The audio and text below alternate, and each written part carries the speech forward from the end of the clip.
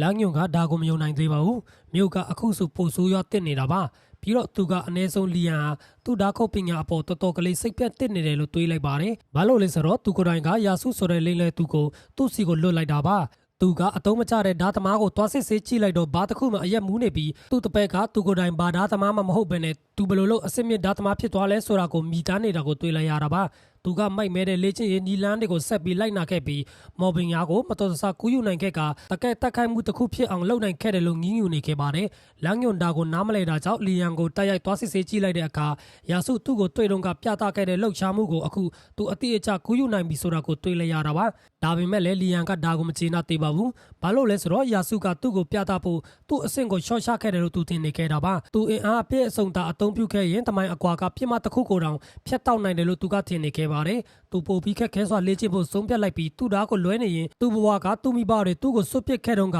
ဘယ်လောက်ဆိုးရွားစွာစတင်ခဲ့လဲဆိုတာကိုတွေးနေခဲ့ပါတယ်။ဒါပေမဲ့သူ့ဘဝတဲကိုကောင်းတဲ့လူတွေရောက်လာခဲ့တာကြောင့်မှန်ကန်တဲ့ရွေးချယ်မှုကိုလုပ်နိုင်ခဲ့တာပါ။ဒီကိုသူ့ကိုဆေးလွတ်ခဲ့တဲ့လမ်းညွန်ကိုသူကျေးဇူးတင်ခဲ့ပြီးဒီလိုအကောင်းမြင်တဲ့ခံစားမှုတွေကထူးဆန်းတဲ့လူကိုဒူးတောက်ကြစေခဲ့ပါတယ်။ဘာလို့လဲဆိုတော့အကောင်းမြင်စိတ်နဲ့ထိတွေ့လိုက်တဲ့အခါသူကနာကျင်မှုကိုခံစားရလို့ပါ။သူချက်ချင်းယာစုရဲ့အဆိုးမြင်စိတ်ခံစားမှုတွေကိုစားသုံးပြီးသူ့ရဲ့ကျမ်းမာရေးကိုပြန်လည်ဖြည့်တင်လိုက်ပါတယ်။လီယန်ဘယ်လိုလုပ်ဒီလောက်ပျော်ရွှင်နိုင်တာလဲလို့သူတွေးနေခဲ့တာပါ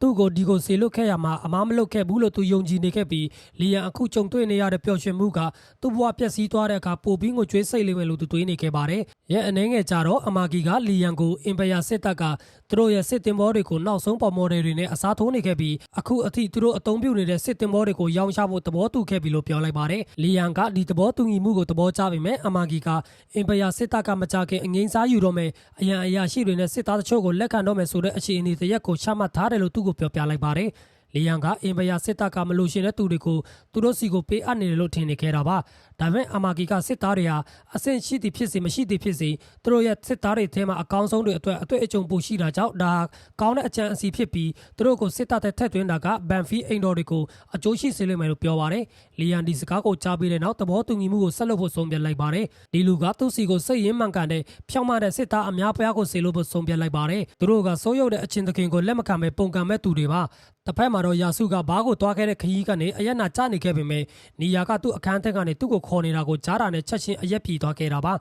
သူကသူမကိုဖိတ်ခေါ်လိုက်ပြီးနီယာကသူ့ကိုချီးကျူးစားပြုခဲ့ပါတယ်လီယန်ကိုဒီလိုငယ်ရွယ်တဲ့အရွယ်မှာပဲဓာရေးပညာရှင်ကြီးဖြစ်လာအောင်သင်ကြားပေးခဲ့တယ်လို့ပြောလိုက်တာပါယာစုကသူမသူ့ကိုစိတ်ဝင်စားနေတယ်လို့ထင်နေခဲ့ပေမဲ့နီယာကလီယာနဲ့ပတ်သက်တဲ့အချက်လက်တွေကိုပဲသိရှင်တာဖြစ်ပြီးသူရဲ့စီးပွားရေးလှုပ်ရှင်နေလို့ပါဒီထင်မြင်လွဲမှားမှုကသူတို့ရဲ့စကားပြောဆိုမှုတစ်လျှောက်လုံးပြပြင်းထန်ထန်ရှိနေခဲ့ပါတယ်ယာစုကနီယာကသူ့ရဲ့ဝါဒနာနဲ့နေတဲ့ရာတွေကိုသိရှင်နေတယ်လို့ထင်နေခဲ့ပါတယ်တကယ်တော့သူမကလီယန်ကိုသူတို့ရဲ့စစ်တင်ဘောတွေဝယ်ယူစေဖို့ဘယ်လိုဖြစ်ဆွဲကန်လန်းမှုမျိုးပေးနိုင်မလဲဆိုတာကိုသိရှင်နေခဲ့တာပါသူကချက်လိုဟန်ဆောင်ဖို့ကြိုးစားနေခဲ့ပေမဲ့နီယာကဆက်တောင်းပန်နေတဲ့အခါသူကရုံအမျိုးသမီးတွေအပေါ်သူ့ရဲ့ဆန္ဒကိုထုတ်ဖော်ပြောပြလိုက်ပါတယ်။ဒါကိုနီယာကလီယာနှစ်သက်တာပဲလို့ထင်လိုက်ပါတယ်။ဒါကြောင့်နောက်တစ်ချိန်သူ့ကိုတွားတွေ့တဲ့အခါသူမကယာစုပြောပြတဲ့အတိုင်းအဝတ်အစားတွေဝတ်ဆင်လာခဲ့ပါတယ်။တစ်တော့သမားတယောက်လိုဟန်ဆောင်ပြီးသူ့တင်ဘောတွေကိုဝယ်ဖို့တောင်းဆိုလိုက်ပါတယ်။ဒါပေမဲ့လီယာကချက်ချင်းငင်းဆိုလိုက်တာပါ။သူကစကန်ဟန်တင်ဘောတွေနဲ့စစ်သားတွေအပြည့်အစုံကိုခုမှဝယ်ထားတယ်လို့ပြောလိုက်ပါတယ်။ဘယ်ယာစစ်တပ်ကနေတင်ဘောတွေဝယ်ခဲ့တာကိုတီးလိုက်ရတော့နီယာကသူ့လမ်းမှာဒီနေရာမှာပါဝင်ရှုပ်တဲ့အတွက်ချိန်ဆလိုက်ပါတယ်။သူကသူ့ရဲ့စက်ရုံထုတ်တင်ဘောတွေဟာစွမ်းဆောင်ရည်အမြင့်ဆုံးအတွက်ဒီဇိုင်းထုတ်လုပ်ထားတယ်လို့ပြောပြလိုက်တော့သူက